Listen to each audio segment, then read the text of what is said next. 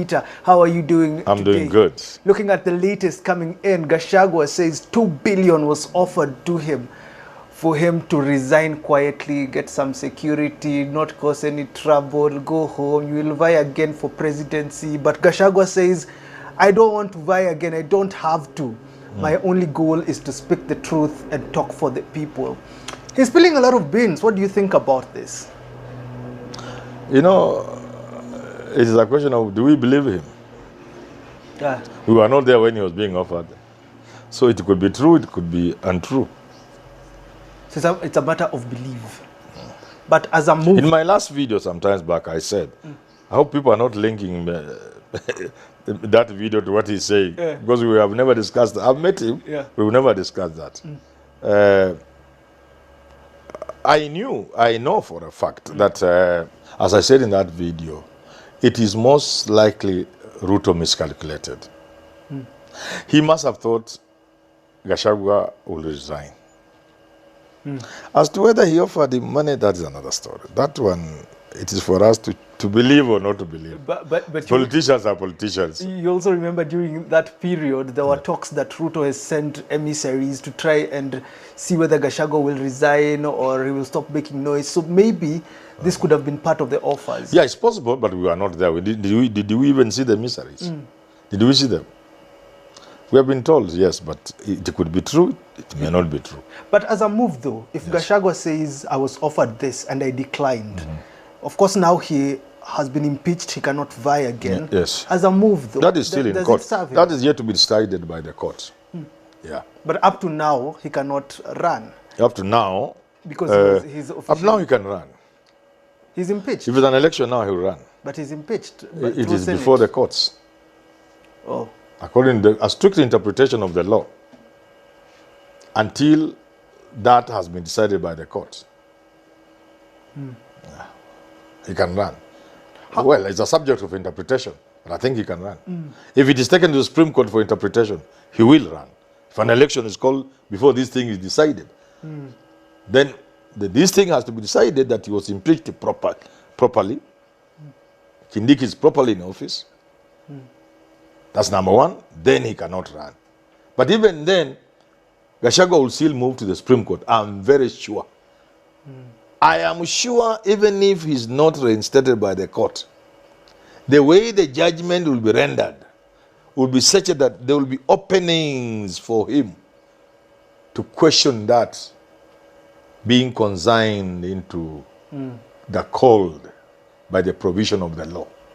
Because Gachagua himself says that too in this interview today. He says that? He says that he can actually vie again, so he's not that much worried. Yeah, And I don't think it's an issue. And I've said it repeatedly. For now, the law should be very clear that until this... if he was given this offer, was this a worthy gamble going ahead with being impeached, not resign? If you look at where we are now, Gachagua, who some say is the biggest threat to Ruto, was this whole process a worthy gamble for him? Of course, you can see it. You have your answers. He has sent a scare into Ruto and his government. I mean, if somebody says no, then they are not human beings or they are fools. Either you are superhuman or you are a fool. But if you are just an ordinary human being like you and I, you must accept that the Gachagua has scared them. What do you think rendered or placed Ruto in this position of miscalculation, as you put it, now regretting Gachagua's impeachment? What is it that He was so Ruto sure Rigathi would resign. And that narrative was driven by people. You saw even the Grand Mullah tell him, you have a few hours. This thing, if it leaves National Assembly as it is now leaving, once it is transmitted to Senate, please resign before it is transmitted to Senate. Everyone was telling him. Yeah, everybody. No, this narrative was driven very well and powerfully. But the man of God, the truthful man of God, refused. And they couldn't believe it. I am sure they couldn't believe it. Okay. And here they are, facing what they are facing. For those people that like bringing Kindiki in these conversations, Gachagua says the guy is an appointee of Ruto. He does what Ruto wants him to do, and therefore in this other political arena where elections are in place, where men are playing. don't say men, but in this other field, I cannot talk about him. What do you think about Gachagua's response if you juxtapose it or compare it with what Kindiki has been doing in Mount Kenya region? You know, Kindiki is a very good man, well-educated, intelligent, young, and everything good going for him. And he would make a good president. And forget about that. Leave alone MDP, he can be a good president. But then the context in which we are now playing, you cannot put Kindiki in the same sentence with Gachagua.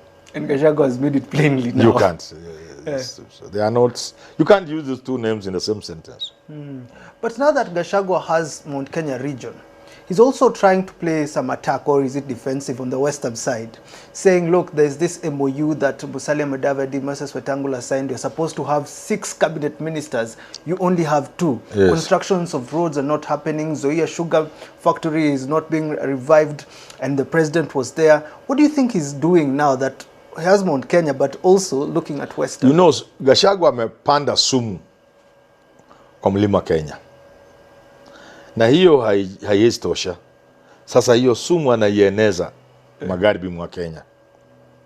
Because the next center of power that will make or destroy anybody who wants power to be president will be Western Kenya. And Gachagua is aware of that.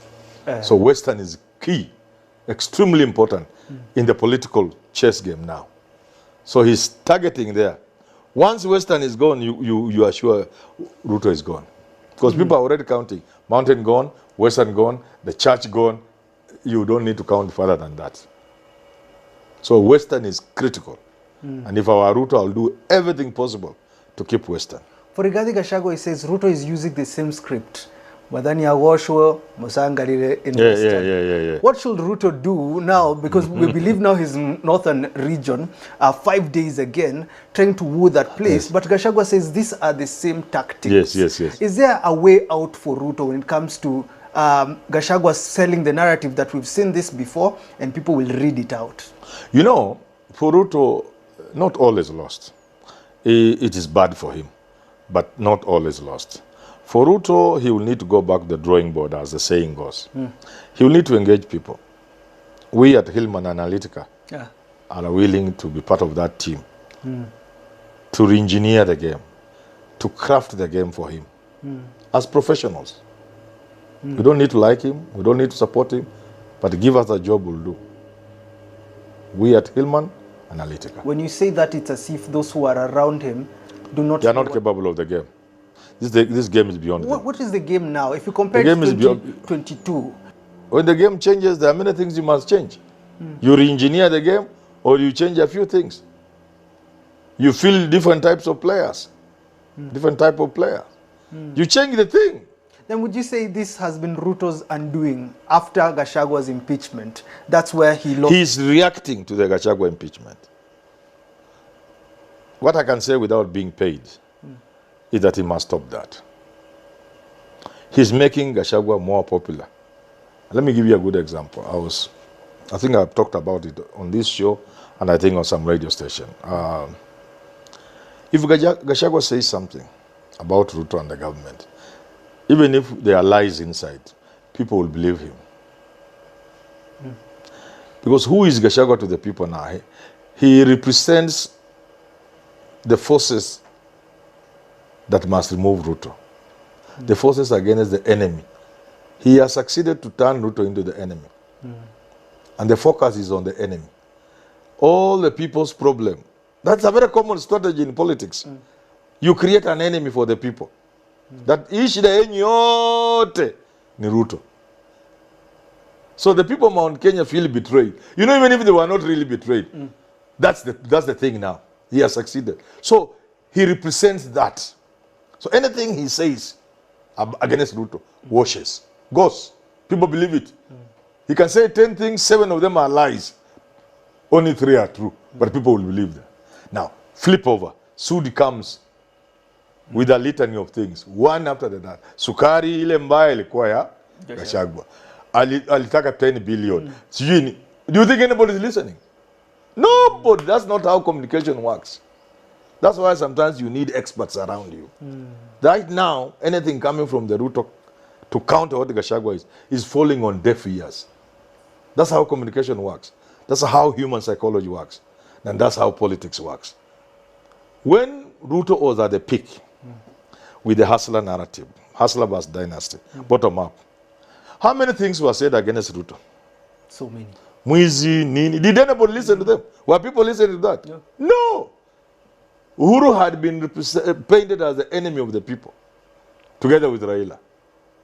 And those who voted for Ruto, and there were many, could not listen to anything. There is no sense. Uhuru na barabara zake za Mau nani alisikiza? I was there recently in Moranga up to where? Nyeri. My friend, those roads are wonderful. I've said it before. Did anybody listen to that? That's how human nature is. Can Ruto isolate Mount Kenya? Gachagua in Mount Kenya, you stay with those votes, I'll get the rest of the country. Could that be a possibility? It is only possible if the Mount Kenya people want to produce a presidential candidate. And because Gachagua has occupied that space, unless it is him, any other person, Jimmy Wanjigi, Muturi, Mada Karua, anybody else trying, Peter Kenneth, people don't listen to them. If they go without Gachagua and they want to run. So it is only if Gachagua runs or if he supports a fellow Mount Kenya people that the isolation you are talking about can work. Ruto can succeed to isolate them. These are power-hungry people. They are tribalists, you can see. But to the extent that Gachagua says the community is united in removing Ruto without wanting to be president, that is a lethal card. Very lethal. They don't want. You're not voting for Mount No, Kenya. we don't even want running mate. We just want Ruto to go. Hey, that is powerful. That is powerful. Ruto has to deal with that because he's too powerful. If they want, if Gachagua wants to be president, or if Gachagua supports another Mount Kenya person, Ruto can successfully isolate them and have the rest of the country against them. But to the extent that they don't want number one, number two, number three, hey, my friend, you can't isolate them. And aware of that, you can see how he's moving towards Western. Yeah. In another 1 month or two, Western will be a done deal, will be sealed. It will be completely united with the mountain. And now they will target another category of, another region or another category of people. And I'm sure next they will quote Gen Z. What then remains, what candidate will they have who can resonate with the Gen Z? Thanks for tuning into that conversation. Of course, if you are a politician out there and you want to understand which candidate that will be, Hillman Analytica is there for you. Have yourself a lovely rest of your day. Hey guys, and welcome back to Mora TV this morning. So guys, umesikia vile Manyora amesema, and the government is really messing Kenyans up, to be precise, because of the taxes, abductions. Juzi mwone NSSF penye imefika to 12%. And the fact that the three arms of government are actually messing up the society or messing up Kenyans in general. The arms of government being the judiciary, the legislature, and the executive. It is very, very demoralizing as voters. Unajua, like unaamka mapema kwenda kuvote for a person, then this person actually goes out messing you up, ama maybe take orders that are really not favorable to you. Anyway guys, so the way Manyora is saying this thing is very, very lethal about it. He's saying Gachagua as planted, amepanda sumu Mount Kenya, na ameona hii sumu haitoshei Mount Kenya, akaona wacha aitandaze ama aipeleke kwa account ingine. Na apparently if you've been following politics closely, sahi ako Kakamega, not Kakamega but ako Western, and he's really, anaendelea kueneza and hapa agenda ni Ruto must go. Agenda ni making sure Ruto is a one-term president. And I think you heard him saying the other time, wakiwa na ile union yake na Martha, saying that his main agenda is to make sure that Ruto is a one-term president. Okay? Now, there's a time you had Sudi saying that hakuna time any president in Kenya amekuwa na one term na akauliza umesikia wapi, na hiyo itafanyika wakiwa wapi, saa ngapi. You know how I think I put up another previous video where I talked about how arrogant Sudi is. So I think by now mnamjua is just an arrogant guy, so full of himself and everything. Generally, leave alone politics, is just full of himself. So right now Gachagua ndiye anasikika.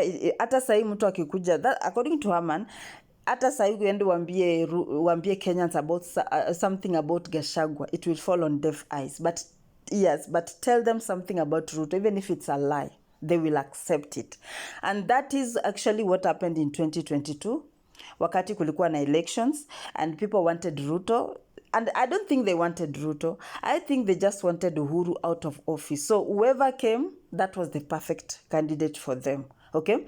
And there's a video I watched. I think I'm going to put for you that video next, on my next video. Herman Manyora actually saying that nobody chose Ruto. Okay? Nobody chose Ruto. The same way nobody chose Kindiki. And there was a part he was asked, what if... this part he was asked about a lot of things in government. Okay, he was asked about Gachagua not being able to vie for president, and Herman told him that hiyo ijakuwa decided na court, and this kind of cases or issues take ages or take years. So kama 2027 itafika, kama bado ijakuwa decided, then nobody is going to tell Gachagua not to vie for presidency. Okay? Another thing he said is that it is very lethal, the fact that Gachagua attacking Ruto, and yet he's not standing there and saying he wants to be president, or he's offering someone from Mount Kenya, or he's offering anybody at all. He just does not want Ruto on that seat. That is very, very lethal, according to Herman Manyora. He's saying that is putting Kenyans in a position of thinking, oh, so ataki hii kiti na ataki na atupe mtu mwenye atachukua hicho kiti na pia hajatangaza mtu. So inamaanisha yeye he has our good intentions for us. Okay? And this is going to be very, very disadvantageous for Ruto. And Ruto is actually a scared person right now because of the fact that Gachagua is out here roaming freely and really giving, it's just giving Kenyans poison and they're sipping like it's juice. And I don't know what you guys think about this whole thing, but I feel like Ruto is one person who is really scared of Gachagua right now because Gachagua has turned out to be so lethal. And I don't really think Ruto knew who Gachagua was when he was electing him. Because I feel like Ruto akona hiyo habit ya ama is that kind of person who elects someone because he can actually walk all over this person. But when he realizes that he cannot walk all over you, then you're out. Okay? But he did not know the extent at which Gachagua was going to destroy him. Because the rate at which Gachagua is destroying this man, because Herman has said that Gachagua ameingia Western na ameanza kupoison Westerners. Akimaliza, the next thing, and he said he's very sure about, is that ataingia kwa Gen Zs. And you guys know what that means. You guys know what that means. Gen Zs wakiingizwa hapo ndani, Ruto is finished. Ruto is done. Ruto is a goner. So guys, what do you think about this whole thing? What do you think about the executive in Kenya, the oppression they're giving Kenyans? What do you think about the legislature, the fact that they accept to take bribes and impeach people and put people in office in very weird and queer ways? Anyway guys, subscribe, like, share, and above all, comment, and don't forget to pray for our country, Kenya. Stay tuned for the next one. Thank you.